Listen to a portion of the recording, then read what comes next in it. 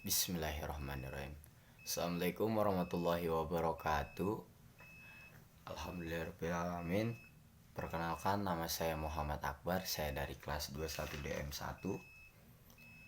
Tujuan saya membuat video kali ini adalah saya ingin menjawab soal tugas dari mata kuliah pengantar ilmu ekonomi. Yaitu saya akan menyebutkan satu persatu soalnya. Yang pertama adalah menjelaskan pengertian dan ruang lingkup ekonomi mikro. Pengertian ekonomi mikro adalah cabang dari ilmu ekonomi yang mempelajari perilaku konsumen dan perusahaan serta penentuan harga-harga pasar dan kualitas faktor input barang dan jasa yang diperjualbelikan. Dan ekonomi ruang lingkup adalah mempelajari kegiatan ekonomi individual, yaitu individu sebagai konsumen, individu sebagai pemilik, faktor produksi, maupun individu sebagai produsen. Analisa ekonomi mikro terdiri dari 3, yaitu teori harga, teori produsen, dan teori distribusi. Yang kedua adalah menjelaskan permasalahan makro. Permasalahan kebijakan ekonomi makro mencakup masalah-masalah yang berkaitan dengan pengelolaan dan pengendalian perekonomian. Secara umum, tugas pengendalian ekonomi makro ada 3 masalah ekonomi makro yang makro jangka pendek yang harus diatasi setiap saat, yaitu masalah inflasi, masalah pengangguran, dan masalah ketimpangan neraca pembayaran. Yaitu nomor 3 adalah menjelaskan kebijakan pemerintah untuk menghadapi permasalahan tersebut. Kebijakan pemerintah adalah tanggapan masalah tentang inflasi menurut pemerintah. Tanggapannya bagaimana? Yaitu pemerintah harus menyediakan pasar pemerintah untuk mencegah kenaikan harga, untuk mencegah stok barang di pasar tradisional agar barang tersebut tidak harganya jauh melambung tinggi, tidak langsung naik ke atas. Contohnya seperti yang belum lama ini adalah cabai ketika habis lebaran. Itu pemerintah kecolongan. Kenapa sampai bisa 100.000 lebih? Jadi pemerintah itu harus punya stok barang agar harga tetap normal seperti itu. Dan tanggapan masalah pengangguran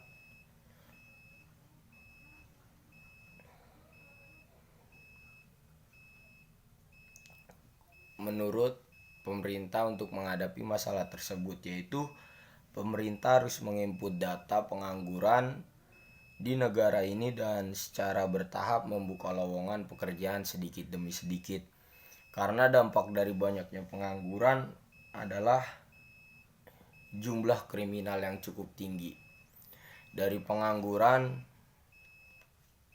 orang bisa berbuat kriminal. Seperti itu. Untuk tanggapan ketimpangan neraca pembayaran, pemerintah harus menurunkan jumlah impor yang menurunkan nilai mata uang domestik. Jadi pemerintah harus mengurangi impor dari luar negeri ke Indonesia. Jadi lebih kayak membeli produk lokal agar produk lokal ini dan perputaran uang itu berjalan normal. Karena dari barang impor itu menyebabkan barang lokal yang akan turun harga, karena barang impor yang sangat mahal, bukan sangat tetapi mahal. Yang keempat adalah menjelaskan dan mengilustrasikan komponen ekonomi makro. Komponen ekonomi makro yaitu menganalisis perubahan ekonomi rumah tangga, perusahaan, dan pasar secara luas. Hal ini berkaitan dengan permasalahan permintaan dan penawaran agregat. Seperti pendapatan nasional, pengangguran, jumlah uang yang beredar, laju inflasi, pertumbuhan ekonomi, dan raca pembayaran internasional. Yang kelima adalah menjelaskan dan mengilustrasikan ekspansi. Ekspansi ekonomi adalah ketika aktivitas ekonomi agregat meningkat. Pada fase ini siklus bisnis dan PDB real tumbuh. Ekspansi dapat disebabkan oleh faktor-faktor eksternal ekonomi seperti kondisi maka atau perubahan teknis, atau oleh faktor-faktor internal ekonomi, kebijakan fiskal, kebijakan moneter. Dan nomor 6 adalah menjelaskan dan mengilustrasikan tentang kontraksi. Kontraksi adalah pertumbuhan ekonomi mulai melemah. Contohnya perusahaan berhenti merekrut karyawan. Tapi bukan berhenti merekrut karyawan aja. Biasanya perusahaan itu sebagian menstopkan atau memberhentikan staf-stafnya untuk mengurangi biaya yang keluar. Jadi seperti itu. Nomor 7 yang terakhir adalah menjelaskan dan mengilustrasikan agregat demand dan agregat supply. Sini saya ingin mencoba menjelaskan sedikit tentang agregat demand. Agregat demand adalah nilai seluruh permintaan pada seluruh jenis produk, barang, dan jasa yang dibuat dalam suatu periode tertentu.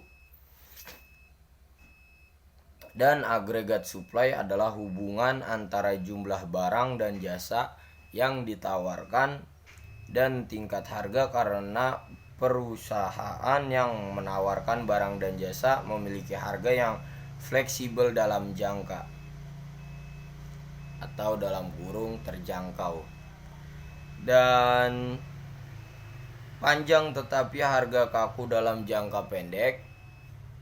Hubungan penawaran agregat tergantung pada horizon waktu.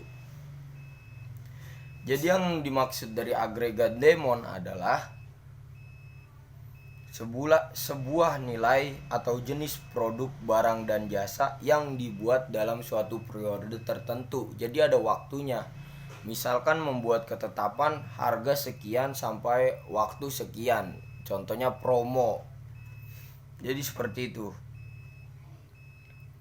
Dan untuk agregat supply adalah hubungan antara jumlah barang dan jasa yang ditawarkan dan tingkat harga, karena perusahaan yang menawarkan barang dan jasa. Jadi perusahaan yang menawarkan barang dan jasa yang memiliki harga fleksibel, harga yang bisa diubah dalam jangkau.